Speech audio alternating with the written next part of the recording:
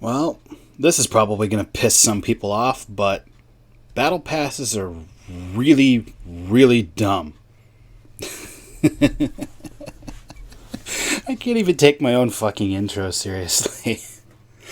Hello, everybody. My name is Chaos, and this video is a little weird, and I don't really know what else to call it other than weird. So, I saw recently that Overwatch 2 is going to be ditching the loot boxes, which is fantastic because that shit is literal gambling and it's kind of insulting to the consumer's intelligence that they have to gamble for any cosmetics that they actually want.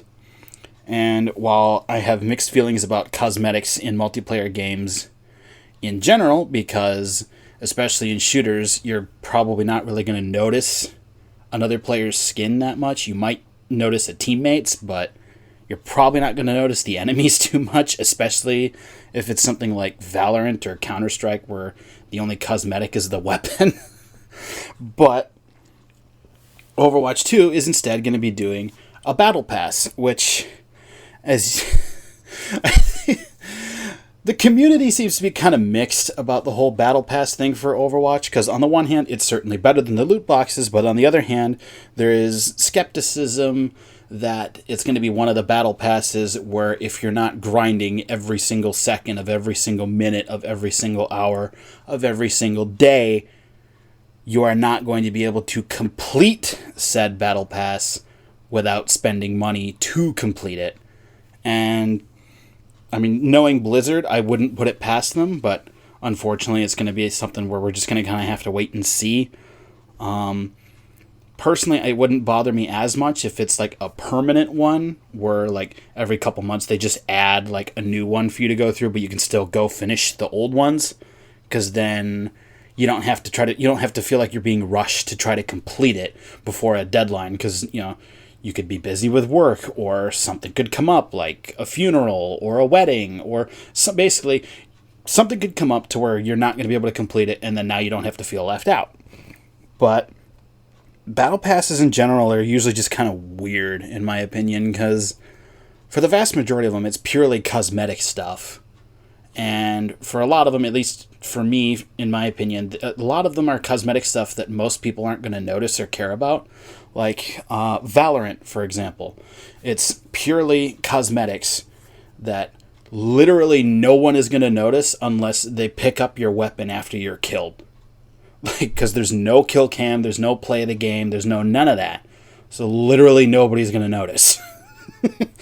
Unless you happen to spend the real world money, because you're going to need real world money for it, to get the special like finisher animation when you kill somebody. And even then, at least in my opinion, that really is just look how much money I spent statement. And one battle pass, however, that I think is actually not that bad is Genshin Impact. And that's because, while sure, there's no cosmetics, everything that the battle pass gives you is stuff that you're already grinding for anyway.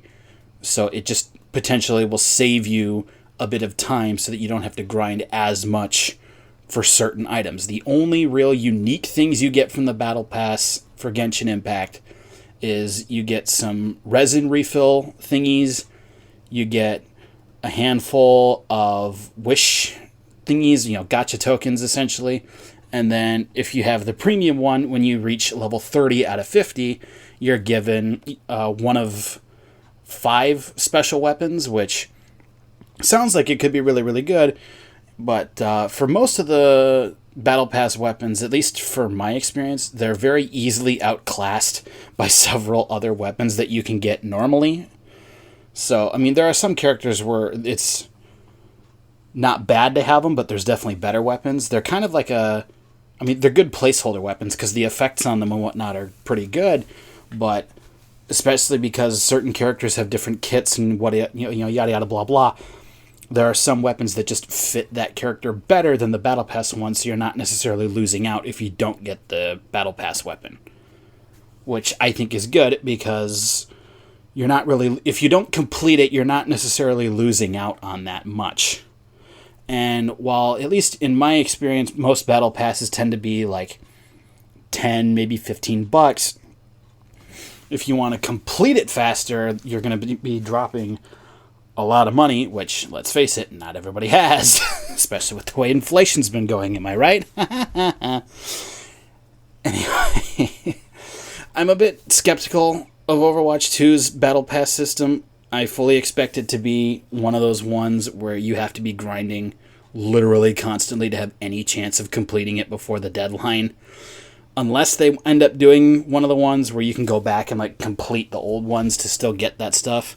But I 100% expect it to be, oh, you missed out on this Battle Pass? Well, now you can spend real money for the stuff you missed in the shop and hope that it shows up in the regular store. Seem familiar? But I don't know.